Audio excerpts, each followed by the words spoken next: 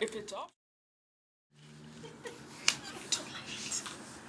All right. Do I need to do a countdown? No, you Okay. are on. If you can see yourself on the screen, it's on. Fantastic. All right, y'all. I am calling the meeting of the Budget and Finance Committee Working Group Human Resources to order. Thank you all, Councilwoman Webb and Councilwoman Ellis, for participating in this work group. Today is an introductory meeting, and I don't have the blurb in front of me with the official language to describe this working group. But this working group stems from conversations during last budget season surrounding vacancies. There were some concerns expressed by council members, myself included, regarding money going into the fund balance from vacant positions remaining open at the close of the fiscal year. Because with our new fund balance policy that we enacted last term, there are certain rules of how you can use money in the fund balance.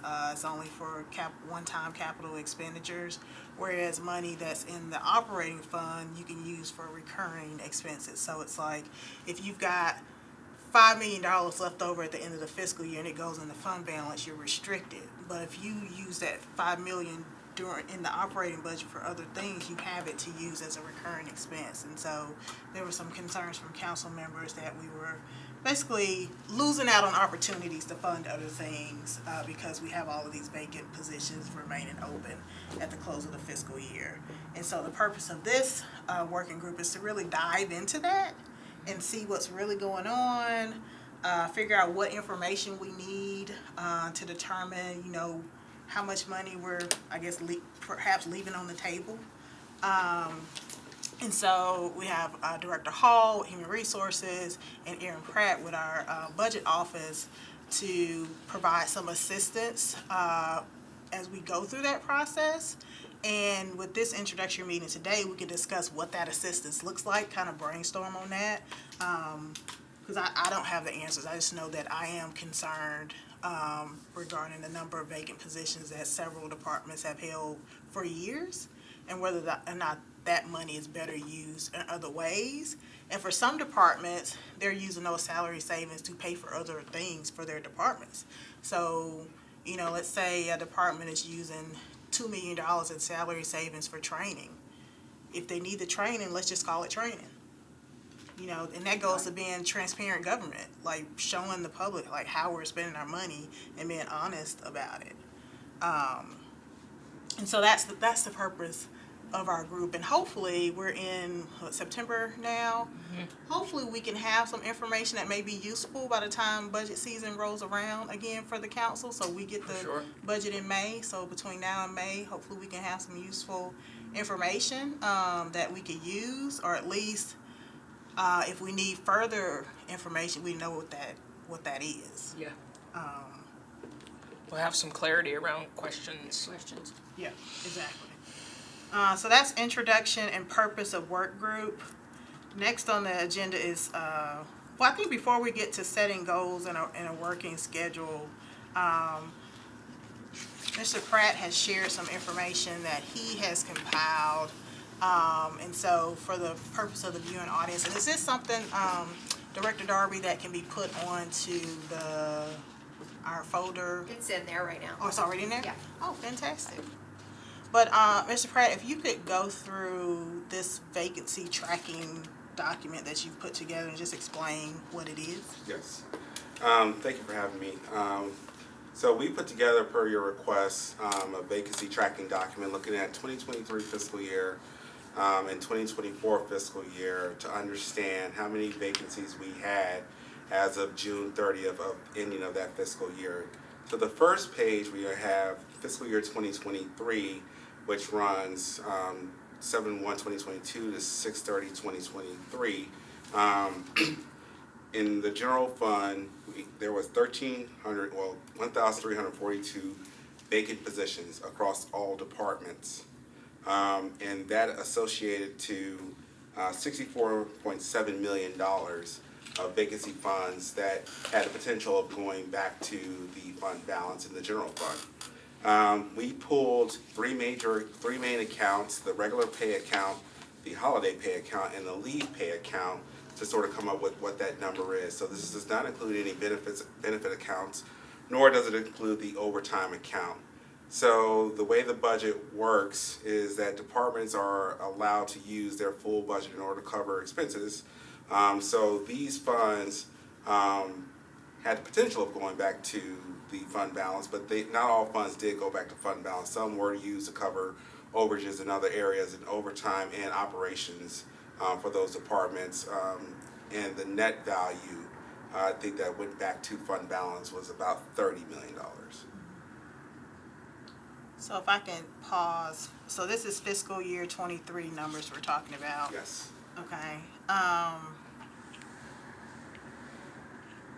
So I see you've highlighted, the highlighted departments are the four largest remaining funds. Yes. Do you have information on, or this may be it, but what these departments actually ended up having left over once you close the books for fiscal year 23? We do. We have the ability to run a budget to adjusted actuals, which gives us a 13th period to give a department's budget and remaining balance.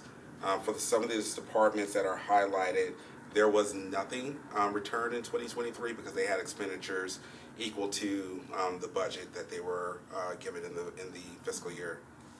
So would it be possible for fiscal year 23, since those books are closed out, to have like the actual numbers broken down by department? Yes, I can provide that document that's in the same format and just show their final budget that was closed out and audited. Okay.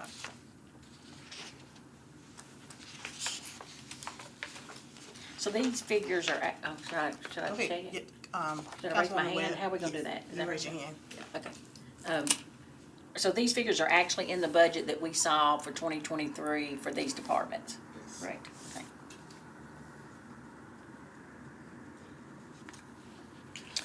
So I have a question just about logistics. Will we be able to talk with the department heads in this working group? I think when we're Or under, whomever within the department is in HR? so I think that or- when we get to the setting goals and a working schedule, we can talk about if we need to pull in additional folks. Okay, And we don't have to decide everything today. As we go along, if there are additional people that we need to speak to, we can discuss that as a group. got it. Yeah.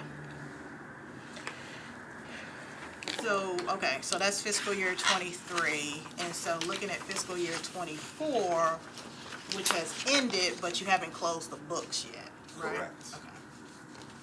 And so can you explain what we're looking at for fiscal year 24?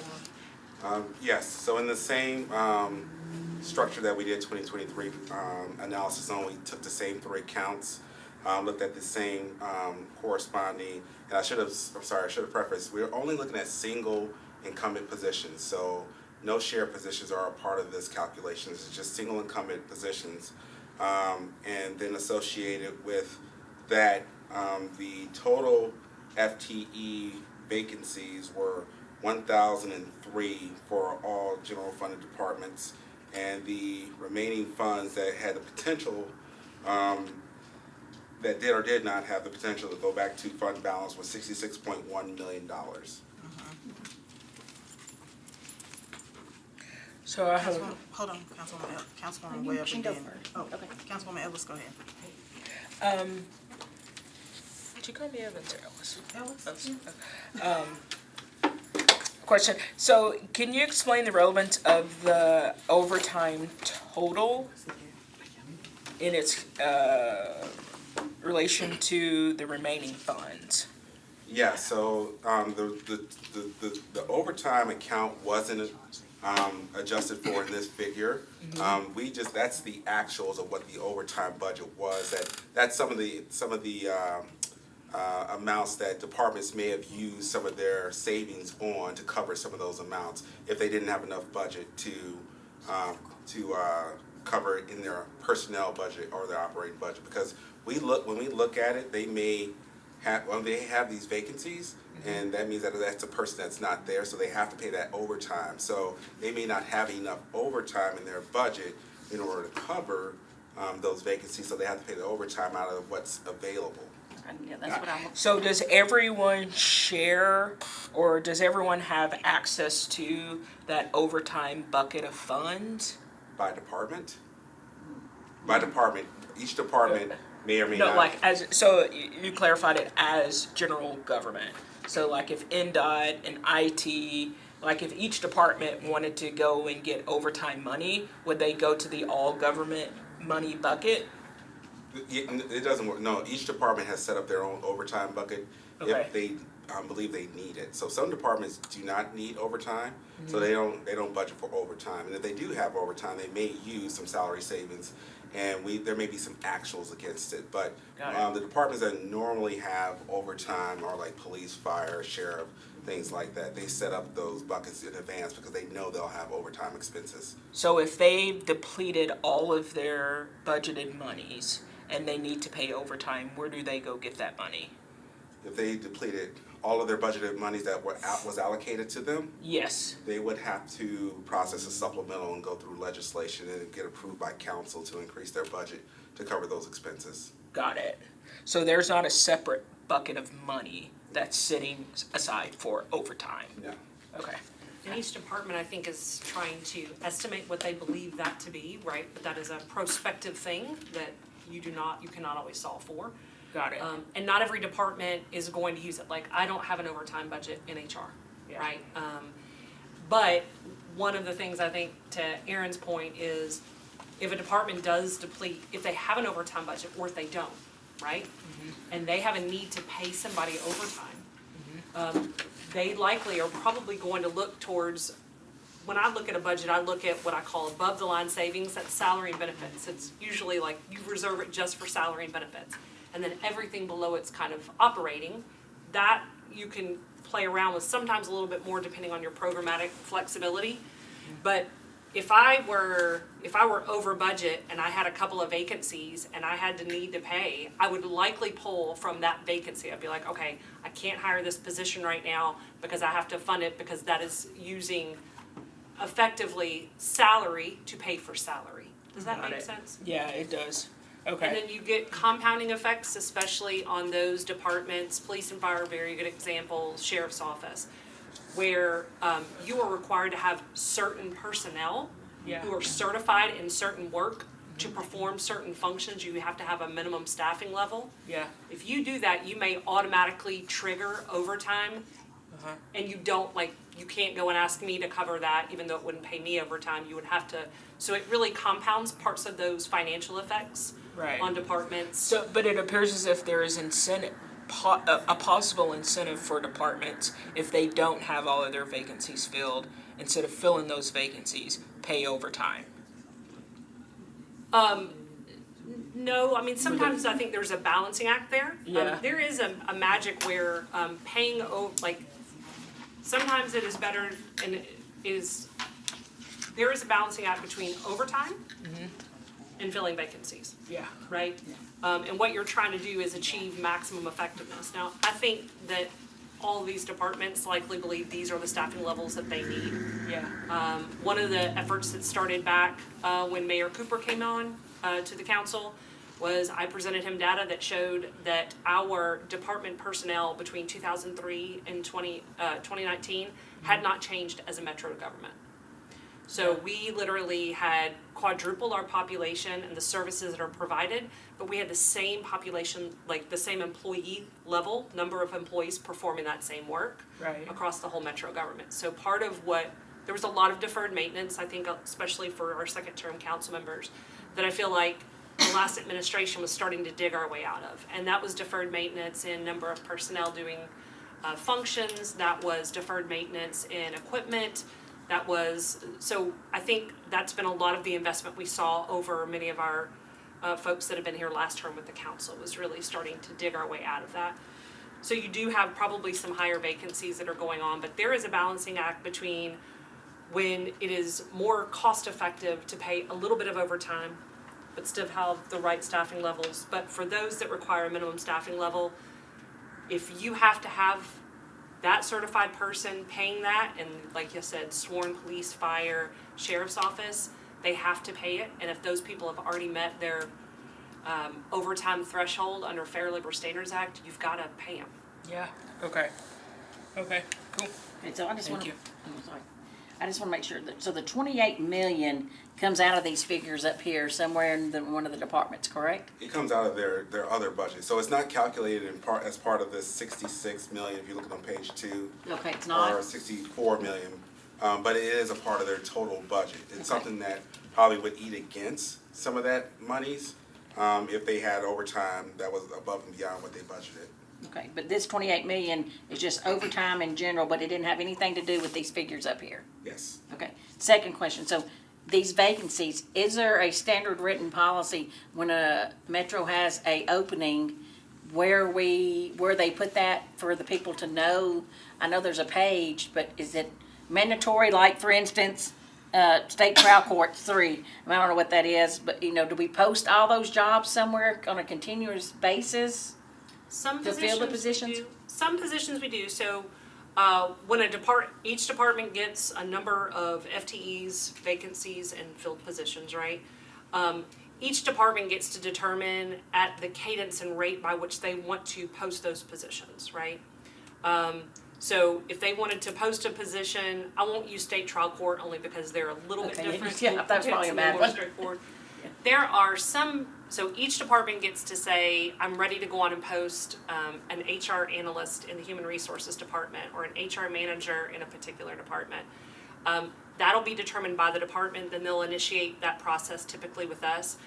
Metro Human Resources typically is supporting most of those job postings within civil service or non-civil service components. And then they follow its threshold, whether it's applications, whether it's interview process, selection process, etc. There are some positions that are very hard to recruit that we have on a continuous basis. Certainly, I know that a number of our trades and labor jobs, some of our engineering jobs we've had on a more continuous basis. Correctional officer has been one we've had posted on a continuous basis, which means it's staying on our page all the time. And as applications come through, those are getting funneled directly to the department so they can immediately start reaching out. But it's always posted, especially for some of those hard to recruit positions. And there's some standardization across some of those, but sometimes you have some that morph in and morph out of that status. I would say on the whole though, most positions are posted somewhere between 7 days to 14 days. People apply, we have a good applicant pool, and then they work through the department level through interview and selection. So to clarify, just a clarifying question, why is it upon the department to determine the cadence of when open position gets posted? Because it's their budget and their vacancies. So each department's appointing authority manages that budget and their vacancies within it. Okay. So, piggybacking on that a little bit, in terms of each department controlling their vacancies, is there some periodic analysis of how many vacancies each department is carrying, whether or not all of those positions are necessary? Or is it just the department says they need 100 positions and that's the end of the conversation? So I will say Metro HR doesn't have access to vacancies. So we don't see vacancies. Once they're hired, we have full insight into an employee once they're hired. But the process by which departments get FTEs is through the budget process. So a department would make a request through the budget process, which would flow into finance and OMB, and they would say, we need X amount of positions. And all of that, they provide any business case or justification to justify that. The mayor then gets to formulate a budget based on those business cases and ask, and then it flows to the council, and then you guys get to make parts of those adjustments to budget. So HR, we do not have the expertise nor are we resourced to do what I would effectively call staffing capacity studies, right? That's not, we've never had that capacity or expertise at all in Metro Human Resources. But typically, departments have a budget and FTEs because of the budget process that flows through the mayor's office and council. And then you guys grant the budget and the FTEs, and then it starts the whole process over. And so how do you determine, oh, I'm sorry. Councilwoman Ellis. So, council's grants through budget 5 positions. Who creates those positions so that those people who fill those positions can be paid? So budget creates the positions upon council approval. We also create positions once they are vacated, and then it flows into HR's process for recruitment. And that's where we don't have availability to see what positions are in recruitment. Once we do, and where they're at in recruitment, I'm sorry. Once we create those postings, or once we create the PIDs, or position ID numbers, and pass it on through the process, we don't know until the position is filled, and then we are doing our reconciliation that, okay, that position is now filled, and that, other position is now vacant, and we got to start the process over again. So we manage the start of the process that we know what the vacancies are, and then we start and then pass on the recruitment process so that the HR department can work on filling those positions. So how often do you assess how many vacancies there are? We do that on a monthly basis, but in all honesty, that is on the department to reconcile their positions, filled in recruitment and actually vacant. And if a large department like police, fire, sheriff, who has a lot of positions, a lot of different places, that's kind of hard to have them reconcile on a daily or monthly basis as they're going through it. So we work with them to give a little bit of flexibility to come up with approximations, and then we do that, and that's kind of part of the bar report process, where we kind of understand how many vacancies that they should have, but as far as it being accurate, that's on the department to give us the true status of that position. So does each department have an HR person? Okay. But the oversight for the vacancies per department, is there any check on the department head, or is that just the buck stops at the department head in terms of the vacancies for the individual department? So our process and where we lie is that it would be on the department head, because they tell us when they're about to or wanting to start the process to fill vacancies, and then we process it and we make sure that it's budgeted, or we make sure that they have enough FTE as adopted by council, and then we say yes, you can fill that position, or yes, you can go forward with the recruitment process, and we give it our check to say you have the position and the budget to do so. So this is, I'm gonna get to you, Councilwoman Porterfield. So Director Darby, if the council creates the position, can the council also take away the position? I think through the budget process, yes. But is that just, because I know we can say instead of 10 million, you get 5 million, but can we say you have 50 positions and we're gonna cut 10 of them? Probably not that explicitly, no. Through the budget process, though, we can say, we are cutting your budget by the $5 million, whatever it is, because you have continued to carry, this number of vacant positions and have not demonstrated through this Q&A process that we've just been through that you continue to need these positions or a valid basis for it or what have you. And we're going to cut your budget for those purposes.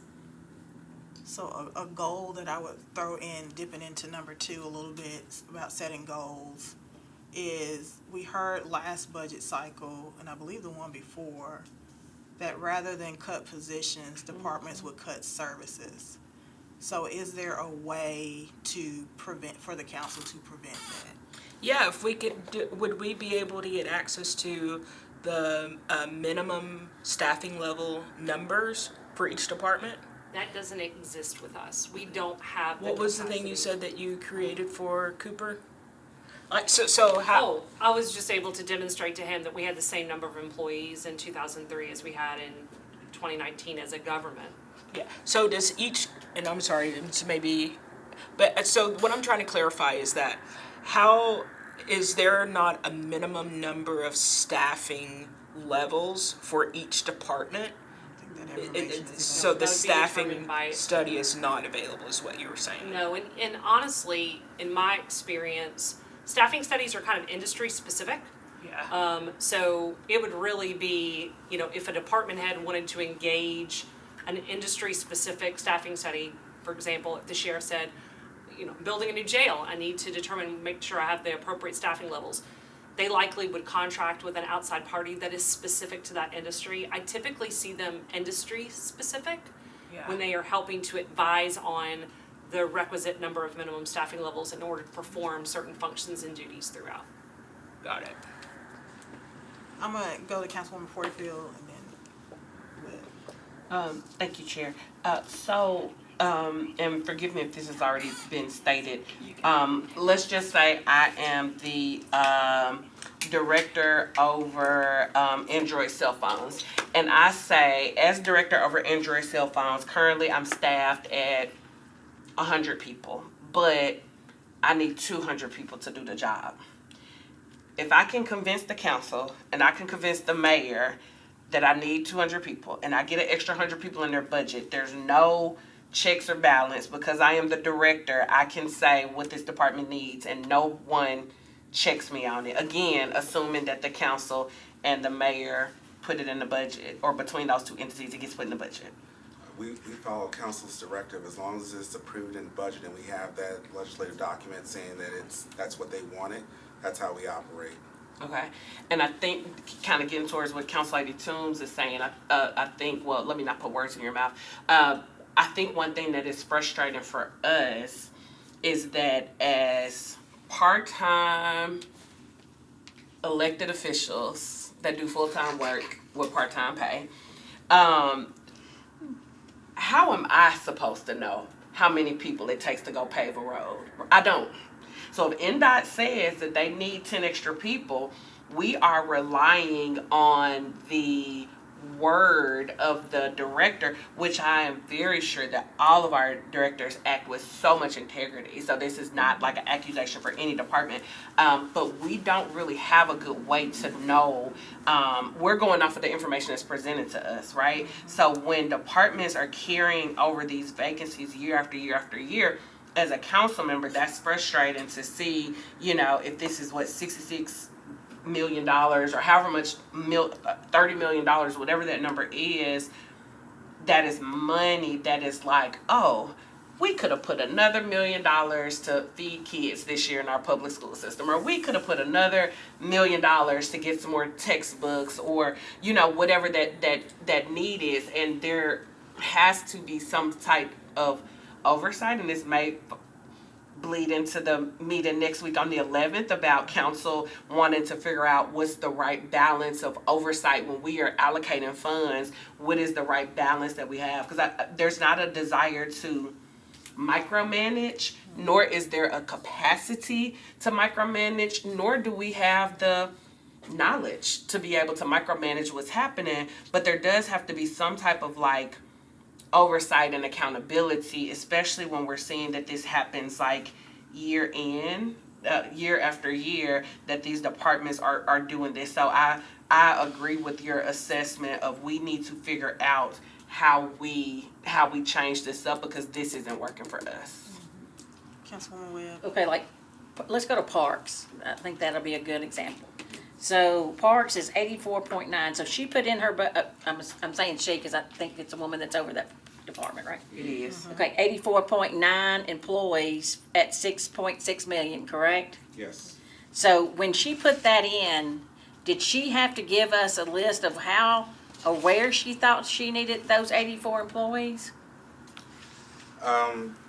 It wasn't required. I think Director Odom did provide some documentation about what those positions would do, and they do have to follow sort of the prescriptive curriculum of what we have for classifications. Like, they told us what the classifications were and put it in our system, but I don't know if there's any like, requirement that they tell you what they do. Because for 24, she went up to 109. I'm just trying to say correlation here to 7.4. But if you couldn't fill the 89 the prior year at 6.6, why would you go up? Because you can't already fill the 89 at 6.6. Well, didn't it go And from there's- 109 vacancies down to 84 vacancies? So she Actually making. Oh, I'm So sorry, I she's was reading filled. backwards. Sorry, okay, got And I it. did Got it, wanna, okay. clarify Sorry, I as well. had 24 on the top. I'm Mr. sorry. Pratt and then Councilwoman. Yeah. Sorry, I did want to clarify as well that, in our budget book, their director already did let me know, there is specific by program and by department what those new positions are doing. So we can look in there to see what they intended for them to do. And also, 2023 and 2024, to Director Hall's point, had massive increases in FTE. That's not associated to what we did in 2025. So, 2023, I believe we added, not we, Council, Royal, we added 500 new positions. And then in 2024, there was about 400 new positions that were added to the budget. So some of these numbers are actually impacted by those new positions that were added to the budget as well, Got it. as Okay. approved by council. Well, I think in addition to that breakdown with departments like parks in particular, where there's a lot of talk about seasonal employees, it's a snapshot, right? It's like the memo is created on one day. And for parks, that gets really confusing because it's created in the dead of winter when they don't have all these seasonal employees, right? It may be that NDOT has seasonal employees for snow or something at that time, so they look more full than parks, which doesn't. And I think it would be really helpful when we're talking about the openings, not only what are they doing, how long have they been open, but like, are they actually vacant? Have they at some point been filled within the past year? Like, what is truly vacant versus what is vacant right now because somebody just retired and somebody's coming in, or it's seasonal, and those are really different things. Are they thinking a snowstorm's Well, gonna and come and they're parks- gonna need? Yeah. Parks is its own animal. I I know. think Yeah. Yeah, so That wasn't it's another also good like, Councilmember Ellis asked a question kind of early on about like, could Yeah, sorry. we have departments like come talk to us? And I don't think that's a bad idea, because what I would tell you more globally is the devil's in the details a bit with some of the vacancies that you're looking at. And I think parks is a unique animal. I feel like you should be putting two buckets in front of parks if you're concerned about vacancies. And you need to talk about full-time vacancies And seasonal. and then seasonal vacancies. And I think then help to better understand parts of that. And I would say, to Aaron's point, there has been a much needed investment in FTEs across the government. We are setting records with the number of job postings we have been doing over the past 3 to 4 years. We're gonna break it again this year, the number of applications that we're gonna get. I've got 8 employees. We are set to have reviewed 50,000 resumes of applicants in 1 year. We are going to, but when it was over 30 a couple of years ago, I was amazed, but I think we're starting a little bit to see a cooling on the employee market, and then a lot of these positions getting posted. So on the whole, departments are posting these positions. When you see the vacancies in police, they are doing record numbers of classes. They are trying to get to full staffing. So sometimes the devil's in the details. And I would also make another just general observation as a department head myself. Having a set number, maybe a percentage of vacancies as a department head to adapt to meet a need when things are thrown at us kind of mid-year, whether it's an expected or unexpected, like programmatic need, is helpful.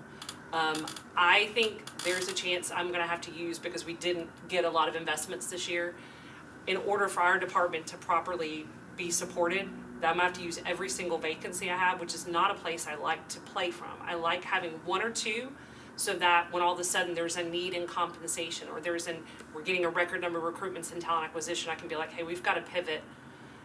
This FTE that was formerly maybe not needed as heavily in employee relations, talent acquisition is drowning consistently, right? We've now seen a pattern.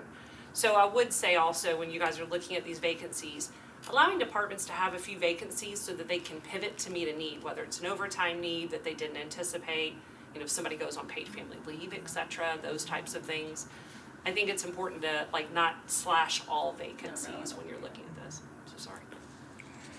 Did you have agree. something? Mr. Pratt, Yeah. did you want to say something? I did want to just re-clarify. So this report only looks at single incumbent positions. So those shared positions, which are usually the seasonal positions, are excluded from this report here. So that is one piece that we kind of try to think for. Now, I can't say that they don't use some of these positions as a shared position or use some of the funding to offset some stuff, but we try to at least account for those seasonal positions as they're more, by the type of year that, they recruit for them. And why is it called a shared position? I think because more than one person can Is it more- hold that position. So sometimes in a, Like and I mowing think, grass or I don't, something? assuming that I understand how you're using the word, the term shared. I know like there'd be situations like I have well, no, because that would take up. What if a department has 2 assistant directors? Is that considered like their title is assistant director? Well, they would The be. same type, job title, is I think that more like considered shared? referees. So the that's what I was referees, the thinking. sports officials and stuff, that's usually what's in the shared positions that we try to Oh, exclude out of here. yes, because those would be much So are more there like seasonal. senior level positions that are considered shared positions? Each, Nah. each individual would hold that specific position. They would have a number of those positions available for that department, division, or office. And it would come out as a single position? Yes. Okay. Okay. Councilwoman Porterfield? Thank you, Chair. I think, I can't speak on behalf of the body, I can only speak on behalf of myself. But what I would like to see is that, you're absolutely right, Director Hall, like we need cushions for departments because things happen. But we also have like this responsibility of like transparency, right, to our constituency. So as opposed to saying, let's hold 1 or 2 positions, so if you need to pivot mid-year, you can pull from your vacancies. What is the cushion that department needs? And maybe that's, $100,000 or $50,000 or whatever, if your department needs the equivalency of 2 positions in some type of cushion or savings or some type of account that you can pull from in the if you need to pivot, I would rather see that than to see us holding It's positions. loss of positions. Yeah, and thank you for also naming that we did do an increase in positions, the 500 positions 1 year, the 400 positions another year, because I do think that is like very important to the conversation. It's not our intent to go backwards or to harm departments. Like we need to get to the staffing levels that we need to get to, but also if we're not at those staffing levels, like what does that look like? If we have a department with the 150 vacancies or whatever the case might be, can we keep 75 vacancies and use funds for the other 75 vacancies somewhere else as they are scaling up? And then if they are higher than that, then the next year we get them another 25 positions, the next year we give them another 25 positions. Like, can we scale up on these positions as opposed to just holding this money? Because for us, it feels like holding money that we can't touch when we are shaking out the couch cushions, trying to keep people like fed and housed and keep the lights on in the city, and it just feels like almost like hoarding for the department. So I think that's one thing that we need to consider. And then one thing that Council Lady Evan Segal, one thing that Council Lady mentioned about like those seasonal positions. Do we ever look at if Parks has a seasonal position that they need for the summer and NDOT has a seasonal position that they need for the winter? Do we look at like a consolidation of positions? Can we get one FTE that is halftime Parks, halftime NDOT, or whatever the case may be? Or is there a way to combine some of these seasonal positions? Is there a way to combine some of the low wage jobs to offer up some full-time, decent paying jobs so that we can actually fill some of the vacancies for some of the departments that have more vacancies? I would say, and there's not a hard and fast rule, but seasonal is really pretty specific to Parks when I think about who's got the lion's share of seasonal. Like, there are not other departments that have lion's shares of those. I think it's not impossible, but gets pretty complicated, especially when you're talking about budgetary authority under department heads. I think that's something to consider. But I do think Parks is almost in their own space and their own challenges within that space, not only with FTEs, but the ability to kind of re-recruit some of that same group every year as they come back into the seasonal. I mean, they've got some really specific challenges that are different than the challenges that other departments face. I wanted to also make an observation just as a long timer that's been here for a while. I think you're right. I think I will say this. As a department head, vacancies and FTEs are gold, because the past kind of growth we've seen over the past 4 years, I've never seen anything like it here at the Metropolitan government. Wage growth, investment in employees. We have not always had the financial bandwidth, and I think this particular council's now seen for the first year something that returns more to what have historically been the levels that we've been at. So when department heads get an FTE, they are reluctant to let go of it, because if they lost an FTE, you don't get it back. You don't get the funding back, you don't get the position back. And so I remember living the historical realities of the 15 years before the last 4 or 5. And so I feel like that is also a real and lived component of this. And it's not just it wasn't just the housing recession. I mean, it certainly dates back well into like the 90s. So I think that's just a reality that honestly we face. Like right now, this is the best living, I think, the most investment I've seen year over year, but there's not usually this kind of financial freedom to have done that. And so department heads are precious about. I mean, there are other things I would give up.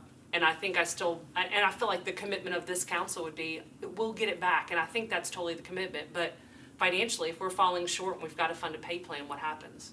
Departments don't get FTEs, right? I'm positive that every council person wanted to give a couple of FTEs to much needed departments, and they couldn't this year. That's been most of our lived historical experience as department heads. Councilwoman Ellison, then we'll go into setting goals. And I want to know how tedious it would be. Could we get 2022 with with that third column added to the remaining funds, and then that 13th month, so that we would at least have, sort of apples to apples? Yes, we Okay. can do that. All right, so looking at agenda item number 2, set goals and a working schedule. So I know I was jotting down a list as we were talking, but I'll just open the floor up for open conversation regarding what goals should this working group have? Well, for me, the one thing that I want to learn is I want to prove the assumption that I have is not true, meaning that some departments are not efficient, or they don't operate at a high level of efficiency. And I want to be proven wrong that it's not because of the open vacancies. Okay. And what would be some action steps around that goal? I know you talked about speaking with. So speaking with the department heads, and if we can, there's a couple of different ways, but I guess the main thing would be understanding, how they set their minimum staffing levels, and how, like, I really want to know how they divide up, and not to go into the micromanaging, right? But to really understand, how that workload, like the minimum, the staffing levels that they have, some of those roles, responsibilities, like at a very broad level. Okay. So that, we can take it upon ourselves if we wanted to, when we get the budget, to do that line by line.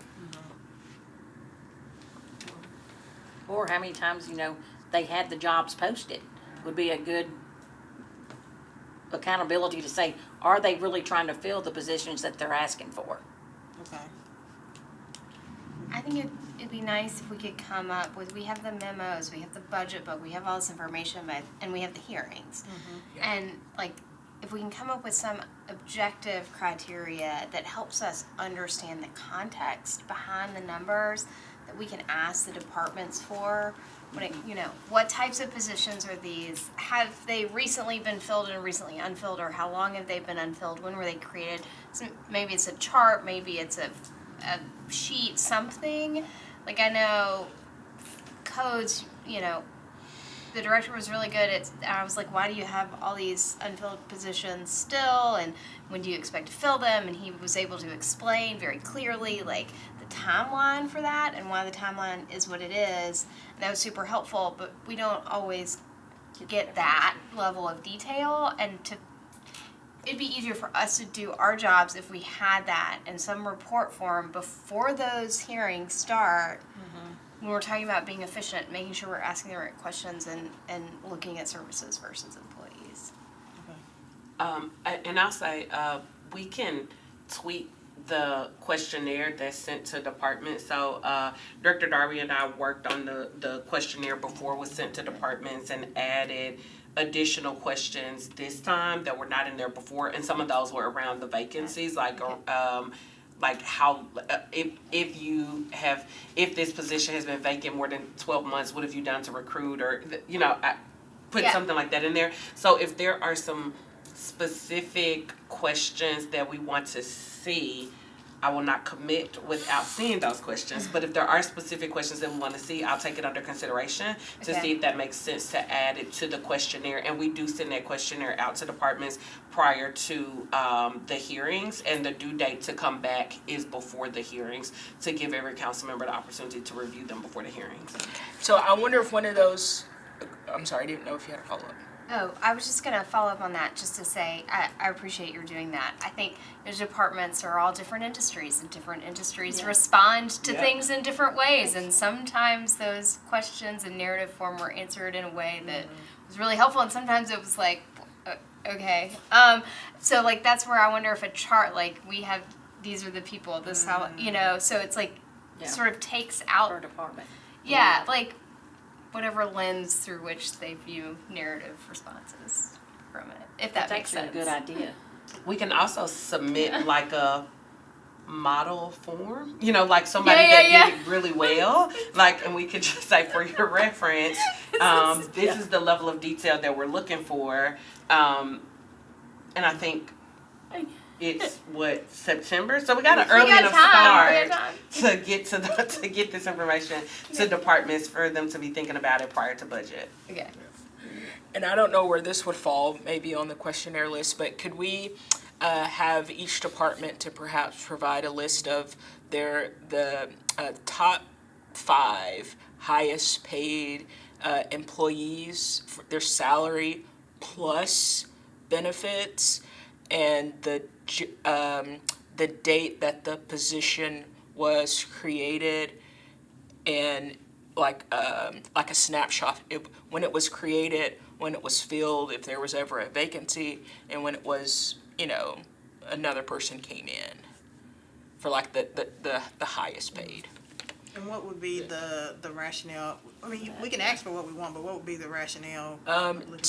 To see if there are newly created positions for long-time employees, to sort of move to a higher ranking and be able to recoup they get moved up on a higher benefit or a higher retirement package.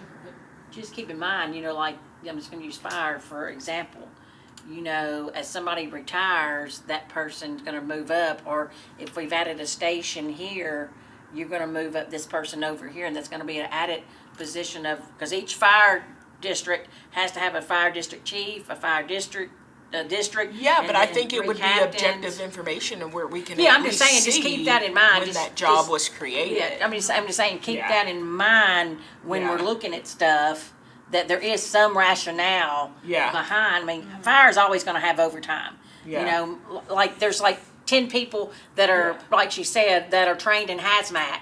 Yeah. Well, like she said, if, you know. Well, I guess hazmat- the relevance for me would be Yeah. with the new police precinct that's coming in my district. Right, I could well, you see, know, yeah, that's gonna be- how many of those folks there are going to be actual tenured MNPD PD employees versus how many new positions were created Created to specifically for Staffing it. that place. Forgot you got a new precinct coming.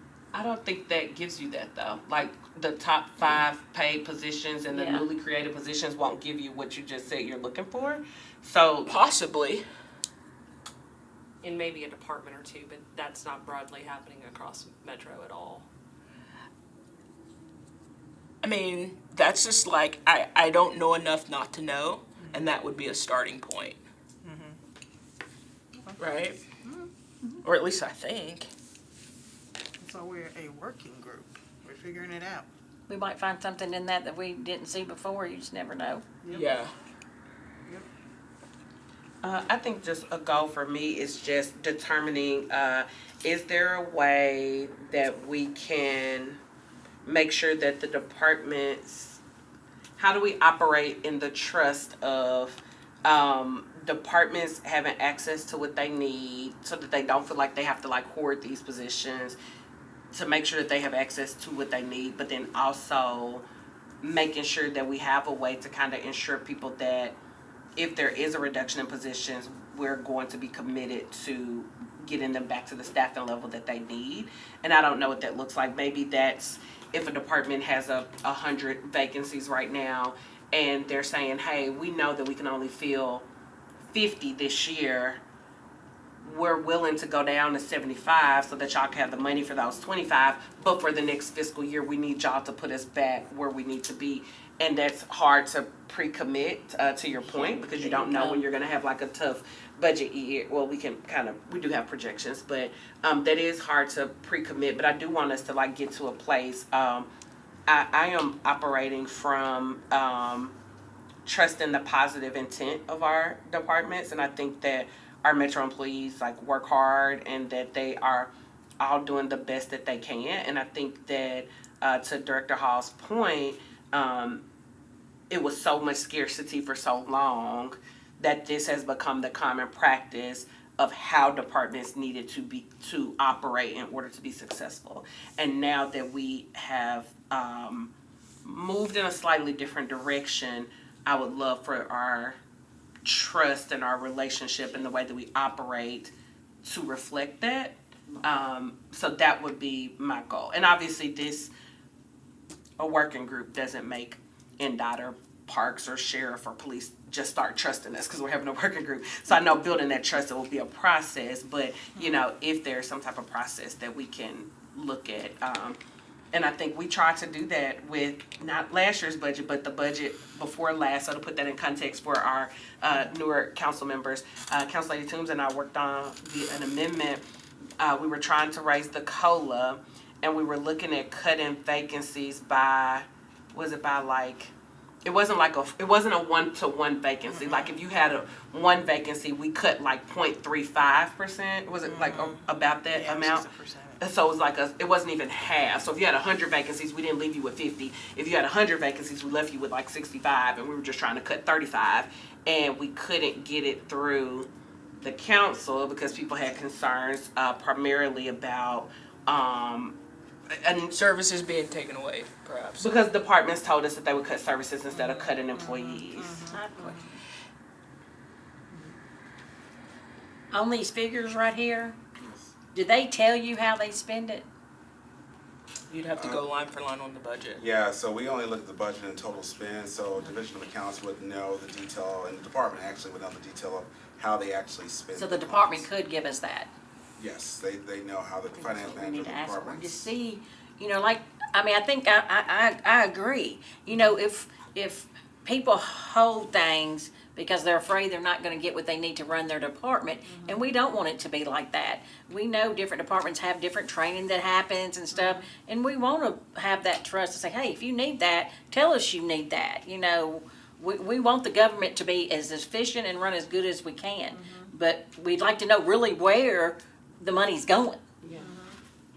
So I would like to have a breakdown or start with some of them, the ones that we're gonna start with first, you know? Okay. So on my list, I have that we need more data. Get more data. So Mr. Pratt has already said that he's gonna do that 13th month and show us what actually was left over after books were closed out. And he's gonna do it for fiscal year 22 as well. Is a 2-year period long enough, fiscal year 22 and 23? I mean, because 20 and 21 would be, you know, Still a little outliers. wonky. Yeah, and going back 18 would probably, yeah, those I don't think would be relevant. I have on my list, Councilwoman Webb, to ID how the money was actually used by the department. So I do think that's an important piece of data. I also have, you know, is a policy needed regarding vacancies? I don't know if the council even has the authority to do that, but that's something we should look at, if there should be a policy. Because it bothers me that there's like no oversight. Yeah, there's no oversight. Yeah, but if they don't do a staff capacity summary, then it'll still be unknown. Can they run a report like She what said they don't have the department? capacity to do that. So human resource can't run a department, how many ads each department's ran? Like if Parks has ran ad 5 times, like But that's 5 different ads per year? Oh, That's I mean, how irrelevant. many Yeah, they ought to be post able with to run us? that. Oh, yes, I can tell you how many. Yeah. No, that's irrelevant. I'm talking about like a staffing study that says this, and like she was saying, it was based on industry. Yeah, but we really wanna know how bad they want these positions. So, and the only way we know that is if a person really is trying to fill these positions, well, like fire, we know needs them because they're doing classes and that's why it goes low. Police, we know they need them, but some of Yeah. these other departments, we really don't know. So if Park needs 89 positions, is she advertising for 89 positions? Maybe Well- not, but I'd like to know if she's advertising for 5, 10, 15. Well, these are like, That would be relevant. I think to the earlier point, right? These change every day. They're in flux every day, Yeah. and it's Yeah. not the same vacancies, right? Because you're like losing employees, retiring, You leaving. retiring and stuff. You're hiring. And so these may be, the numbers may look similarly, but they may be very different positions, right? Like, so Yeah, my we can see vacancies the are gonna be numbers. changing among whether it was workforce diversity, talent acquisition, training, comp, benefits, right? So, and that's certainly true of these larger departments as well. We could certainly tell you how many job postings a department has had and what those That's what we need. positions are. Now, it would not be unusual, especially be for some of good. these big classes, that they would do a multi-hire. Yeah, like fire, like 40 at a time, I get it. Yeah, you could do, like, a lot of departments will do multi-hire, or another, to create efficiencies, right? We'll post a HR analyst job maybe internally. We get a lot of good candidates. We're only gonna select one, but we know there's a need at Parks. We know there's a need at Fire. We're like, hey, we found this really sharp candidate. Do you guys wanna work our list after we're done with it? Got it. So it's not always gonna be a 1-for-1, because we do try to create efficiencies, especially if we've already got great applicants and they can hire, You direct wanna hang hire on right to 'em. off from. Yes, and so we will share among departments. That is like, Water and NDOT often will share registers for the same groups of employees. And the employees are saying, it's the same classification, we're gonna do one continuous job as people are applying. They're marking the certifications they have, and some of those befall more NDOT, some befall more water, some could go either place. And then both of those departments are working those lists all the time. It's, to finish out my list, I'd also like to look at, going back to you saying the objective, like, questions. Is there some type of objective tool or analysis, that can be created for departments to analyze the appropriate vacancy or appropriate staffing levels, for each department? Because, yeah, police tell us they need 200 people, but I'm just trusting Chief Drake that he needs 200 people. I don't know, going back to what you said earlier, Councilwoman Porterfield, I don't know whether or not that's an appropriate number. And then you've got all these departments carrying these vacancies, because even going back to the fiscal year 23, yes, there was some salary savings used, but about 30 million still went in the fund balance. We could have used that $30 million. Yeah. Particularly during this time where past couple of years, we've had a surplus. but again, surplus can only be used for one-time capital expenses. And so moving some of that money or keep retaining some of that money in our operating budget to be used for recurring expenses, I think would be most helpful to what we're trying to do as a council and as a city. And I don't know, we need to figure out, actually we can look and see what other cities are doing in terms of, you know, staffing levels and any type of analysis that other city governments are doing to determine what's the appropriate staffing level. I know as a state employee, there was a whole like market study done to determine, you know, staffing levels as far as and compensation levels. So that's something I think that this group could look at too, whether or not that's something that we should create as a city. Councilwoman Porterfield? I think one thing that we should also be mindful of too when we're talking about like what's an appropriate staffing level, we don't want like austerity. Like we don't want to be like bare bones. Like could the council office operate with 6 people? Maybe, but is that going to be the most efficient and most effective for council members? Is that going to get the job done?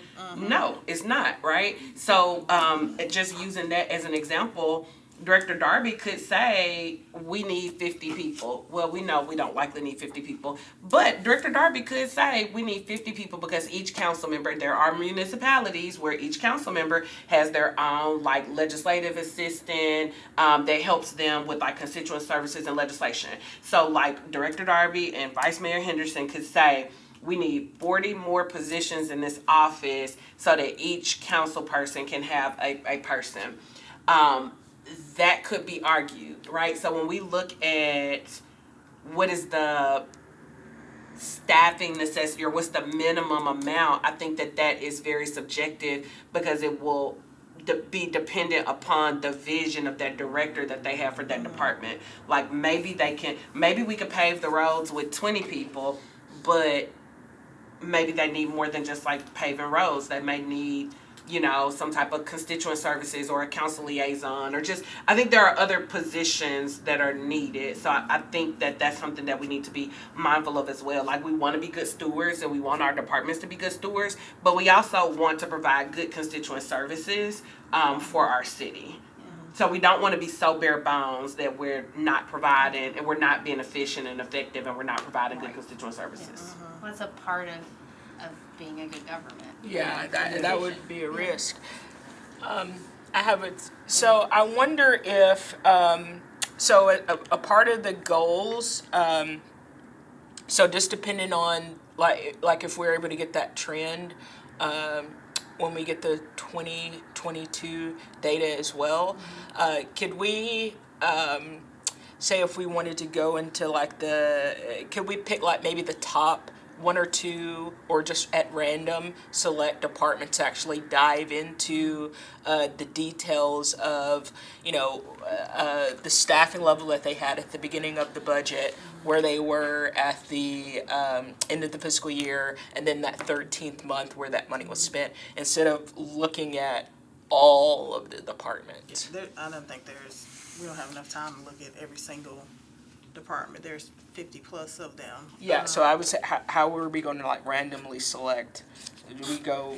So for the next meeting, we've got Mr. Pratt is coming back with that 13th month data as well as the fiscal year 22 data. We could also do some research between now and then of what other cities are doing. And we could discuss that additional data first and then determine what departments we want to hear from. Yeah. So our next meeting is additional data points.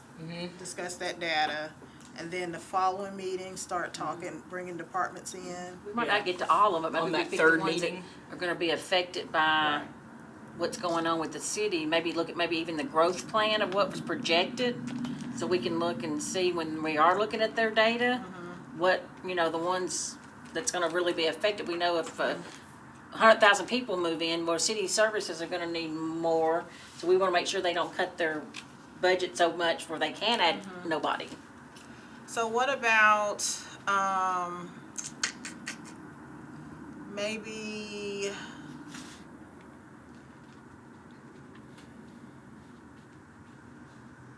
I would say tell me what you think. Looking at how folks closed out on June 30. So we know for fiscal year 23, police, and they're the first department that's highlighted, closed out on, well, not closed out, ended on June 30, had about $15 million. We know that when the books closed out for fiscal year 23, it was zero. They didn't have any money left over.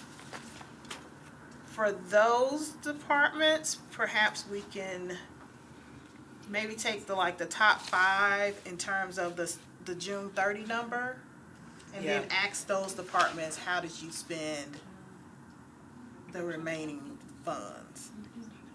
Does that make sense? Yeah, and then go backwards from there.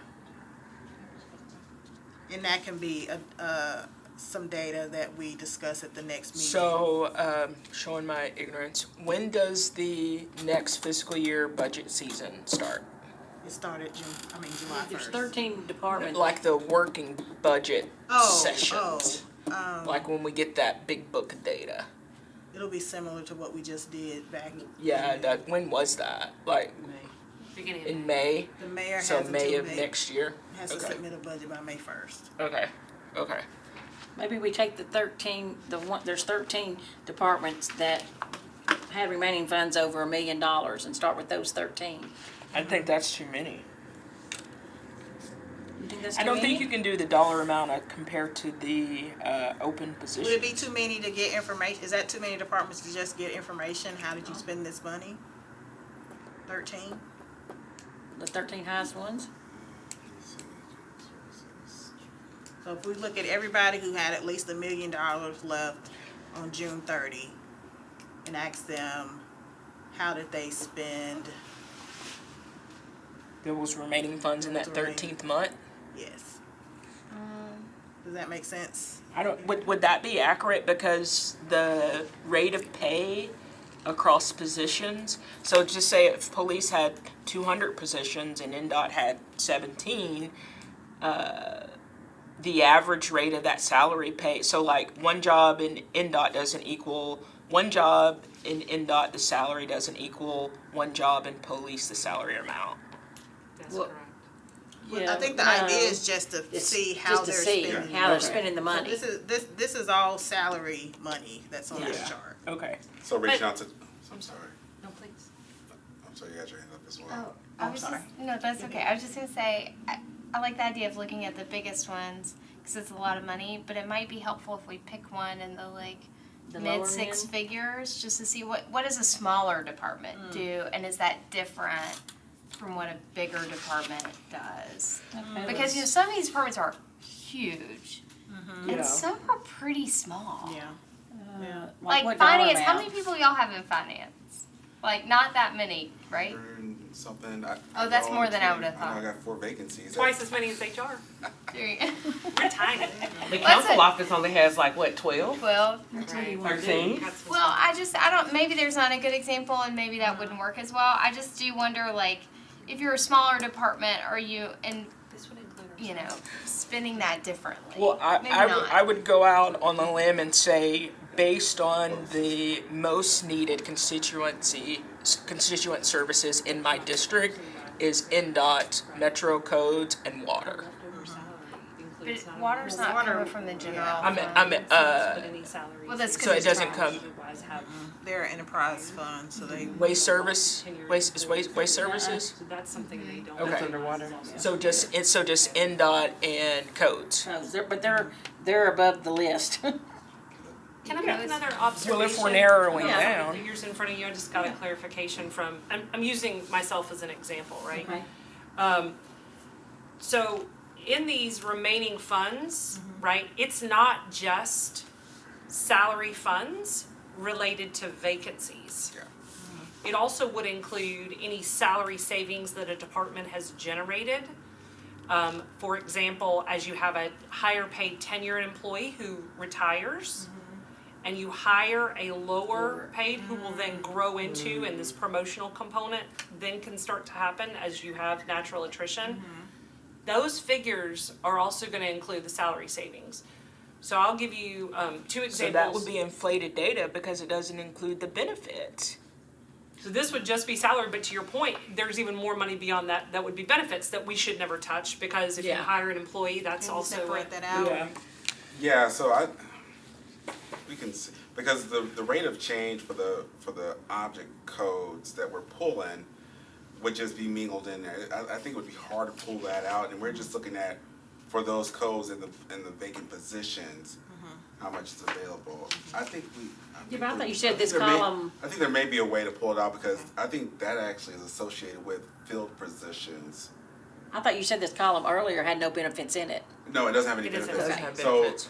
if I vacated my position, somebody came in after me, they may pay that position lower, so that remaining Money, salary the savings. savings would be associated to my position, but then maybe redistributed in the department somewhere else as some other place. Yeah, or well, some that other- was the point that I was making. If you take the top 5 positions, and if there's a new, so like if someone that's mid-level goes up to a senior level, and that was a newly created position, then that's going to take that full bucket of money that was, say a tier 2 or tier 3 job vacancy up to, and then that's one. Yeah, and I think only the departments would know that, because they can reallocate their That's why I think you funds gotta for break it down different by department. reclassifications and things like that. Yeah. So they would have their Because- own plan. We just don't have enough because you guys data. ask us, which is the right thing to do. I do this, and I'll full disclose.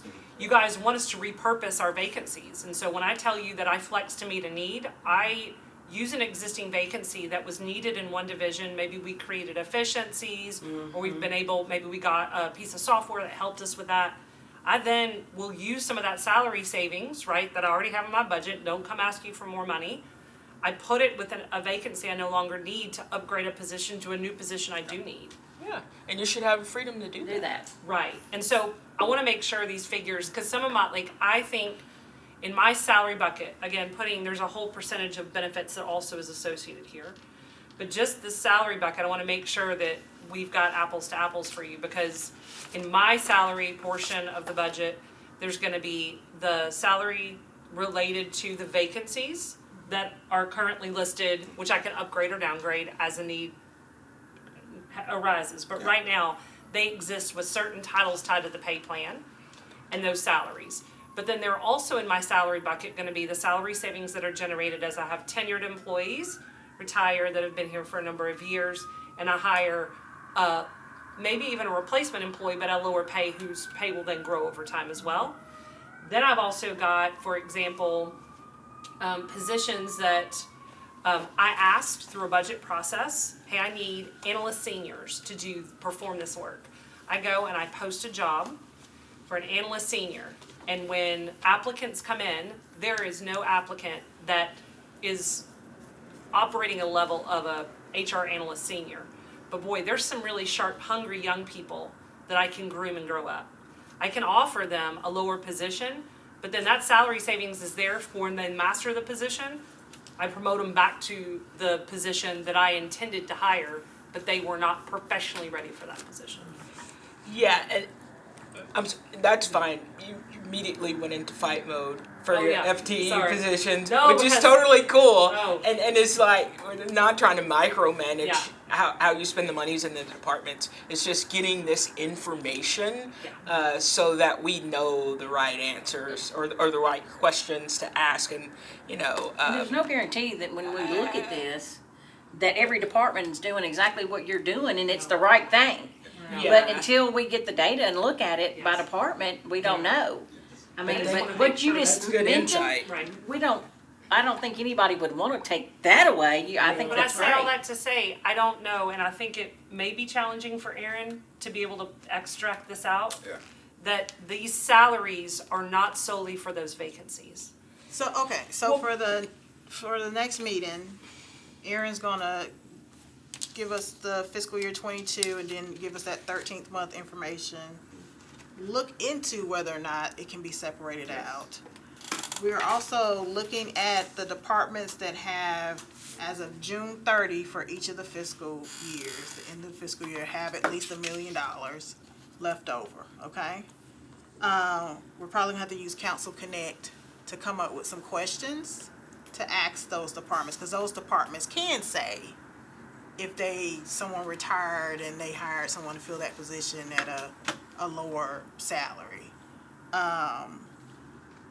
And I think that is, we can bring that data back to the next meeting.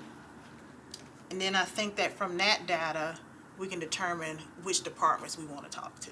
Yeah, because at this point, because we're at surface level, it's less relevant how much of this 15 million goes for one job, like the salary per vacancy. That's not as relevant Okay. for what I'm trying to learn. Okay, so next meeting, and let's back up a little bit as far as how many meetings we want to have. All right, so we're in September. Budget season for council starts officially May. Well, the public-facing portion of the council process starts May 1st. So backtracking from May, so we're in September. Do we want to have a monthly meeting? A bi-weekly meeting? We can't do more frequent than bi-weekly. I would say monthly, Monthly meeting, okay. and I think we maybe only need 2 more meetings, 3. I think we'll need several, and I Yeah. think we're gonna need some like tangible, like report to Yeah. report Yeah, out. but I think the more that we go into the details, the more that we're going to be divided on what our, And path of getting educated is going to be. And that's good. That's why it's a working group, so that we can, if we come up with. This is my first working group. I didn't show up for budget season, I'm sorry. So, okay, so next meeting, and we need to decide when that next meeting's gonna be. But next meeting is another data meeting. We've talked about the data that we're gonna get. Okay, at this next meeting, we're gonna determine how many departments we wanna talk to. And I think that will determine, because obviously we can't talk to everybody in an hour or hour and a half, so we may need 2 or 3 meetings to talk to departments. And that's gonna give us additional information. Can we prepare questions before we talk to those departments? Like, once we get the data back, send them Yeah, a pre-questionnaire? Absolutely. And then I think that once we've talked to all the departments, then we can start talking about, is there any objective tool that we need to create? Is there any policy that we need to create? And that's gonna be helpful, potentially going into budget season. And I guess my only question on timing, I mean, maybe the winter will be quiet, who knows? I don't know, maybe there are things that y'all know about that we don't, that's coming after November, but I don't know when those questionnaires need to go out, but if we need to start meeting bi-weekly at some point in order to be ready for that. Okay. That's what I was gonna say. I don't know if we wanna do like every 2 or 3 weeks, but in order for this information to be useful for next year's budget, I think we have to have I think we need to be done by February or so, Okay. because if we are saying that departments, and I'm not saying that this is the goal, and I'm not saying this is gonna happen, but if we determine that some departments need to look at their staffing levels, we can't tell them that in May. That's way too late in the year. And they would have already been working with the mayor on their projected budget. And I don't know if February may be too late, so. I mean, because I think they submit their things to the mayor by February, right? Aren't Yeah, I want to talk to, if we can put it where we can talk to the Maybe we ought to departments do by the- November. Or the next meeting 3 weeks from now. Maybe we ought to go 3 weeks instead of a month right now till we get the data and really decide where we're going. Okay. What do you think? Let's do 2 weeks out. Okay, 2 weeks? Let's I look. thought you let's said we weren't going 2 weeks. Pull out your. Well, I said no more frequent than 2 weeks. Pull out your It'll be calendar. the first week of October. Let's see. I don't have my calendar with me, but just tell me a day. Okay. So we're at the 4th. Doing 2 minutes to 18. Do Do we wanna do the 18th? We got a council meeting that that Tuesday. Yeah, we had a council We meeting. do the, I said we had a council meeting yesterday. I might be a little late that day, but What day is it? The 18th? That's fine. the 25th also is good. I don't think I can. Would you, Yeah, is it, the are you, 18th. you not, I might have to send we need your brain, Could we look at that following week, the wait. 25th?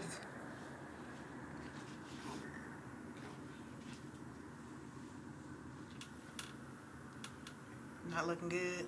18th is fine. The 18th is are you fine? sure? Yeah. You sure? Yeah. Yeah, it's the 23rd to the 26th. Okay, that wasn't good, okay. So the 18th at 5 o'clock? Okay. And I'll, take a initial stab at those questions and put them on Council Connect. And make sure y'all aware that it's on Council Connect, so that we can get those pretty quickly probably. You know, when you Probably put by Friday. when you put it on Council Connect, you get a thank you email from the city of Nashville. Oh, really? Quinn was very excited about I was that. very excited to get my thank you email from the city of Okay, Nashville. so we've got our data points for next meeting. We will work on those questions through Council Connect and try to have those finalized by Friday. That will give departments, a week or so to get that information to, they send it to you, Director Darby? Yeah. Okay. So wait, are we saying, Yeah, that- wait, say that again? What questions are Are you we going putting to on- prepare? Oh, for the departments that have at least $1 million as Uh-huh. of June 30 for 22, 20, and 23. So explain. So we're gonna what- ask them questions and then To- we're gonna to give try to them figure a out- week. Well, So- for them to tell us how they spent that money. So Director Darby and Director Hall, as directors of departments, is a week enough time to dive into that data and to answer, I mean, we don't know what the questions are yet, but is a week enough time to kind of get that explanation? I think it depends on the questions and how detailed the questions are, what kind of detailed information they're asking for. Okay. So if we So can maybe we have can the- give a rough draft, I mean, even if they need more time, if they can submit something for us to start working with. Mm-hmm. Well, so I'm confused, because I thought he was gonna tell us how they spent the money. So what are we asking them for? Yeah. No, I'm just So- going to, oh, sorry. Okay. So, Mr. Pratt is not gonna know how they spent the money, he just knows there's money. Got it, okay. The department has to answer how they spent the money. And that's what we're gonna ask on Council Connect. Mhm. Okay. Just following you. Yep. Anything that I am leaving out? We're gonna, yes, Can I ask real quick, so when you say you're gonna put the questions on Council Connect, you're gonna come up with the questions, is the purpose of going on Council Connect for y'all to Yes, discuss yes, the yes, questions? yes, yes. So at the next meeting, we'll decide what those questions are to send to departments for the following meeting? no, No, that's I not- wanted to decide the questions on Council Connect amongst ourselves, and then those questions be sent Got it. to the department. Got it. Got it. Okay. That's why we're putting it on Council Yes. Connect. Is it better to put it on Council Connect or to send to Director Darby to send to us? I think the Council Connect is how we can converse amongst Will be how ourselves. you guys can determine Yeah. which questions you wanna ask of departments. Okay. And then Chair can alert me, cause I'm not on Council Connect, so you can alert me what the final questions are, and then I can It's send those public, to you can read it. departments. It's public, you can read it. You don't have nothing else to do? So, Wait, you said you can or you can't? are we, I can't are we in read it. agreement as to where we are for next meeting? Yes. Yes. Okay. All She right. was gonna get us the list on how many each postings of the 13 company, departments, right? That would be a follow-up. That was, A follow-up? I was saying, once you Follow up to determine the the additional department. data. Okay, I thought we were just gonna do the 13, but that's good, we can wait. yeah, okay, Definitely. okay. All right, y'all, thank you, meeting adjourned. Thank y'all so much. Thank y'all.